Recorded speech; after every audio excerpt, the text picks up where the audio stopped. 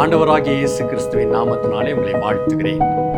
பிலிப்பியர் 4ஆம் அதிகாரம் 6ஆம் வசனத்திலே, நீங்கள் ஒன்றுக்கும் கவலைப்படாமல் எல்லாவற்றையும் குறித்து உங்களுடைய விண்ணப்பங்களை ஸ்தோத்திரத்தோடே கூடிய ஜெபத்தினாலும் வேண்டுதலினாலும் தேவனுக்கு தெரியப்படுத்துங்கள்.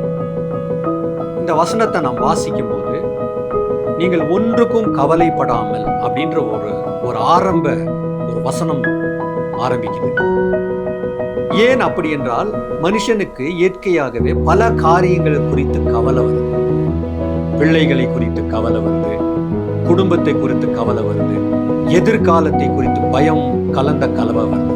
ஆனா தேவனுடைய வசனம் நம்மை பார்த்து என்ன சொல்லுன்னா, நீ ஒன்றுக்கும் கவலைப்படாமல் எல்லாவற்றையும் ஜெபத்துல வையி, அவருடைய சமூகத்தில் அவருடைய பாதத்துல வையி, அவர் எல்லாவற்றையும் பார்த்துக் கொள்வார். ஏனென்றால் உலகத்தை ஜெயித்த தேவன் நம்மோடு கூட இருக்கிறார். அப்படி நம்ம செய்யலாமா? ஆமென். ஜெபிக்கலாம். பரிசுத்தமுள்ள நல்ல பிதாவே, நாங்கள் ஒன்றுக்கும் கவலைப்படாமல் எங்களுடைய எல்லா பாரங்களையும் கர்த்தருடைய பாதத்தில் நாங்கள் வைக்க எங்களுக்கு உதவி செய்யும். அப்படி நாங்கள் செய்கிறோம். இந்த காலையிலே வழி நடத்துவீராக. இயேசுவின் நாமத்தில்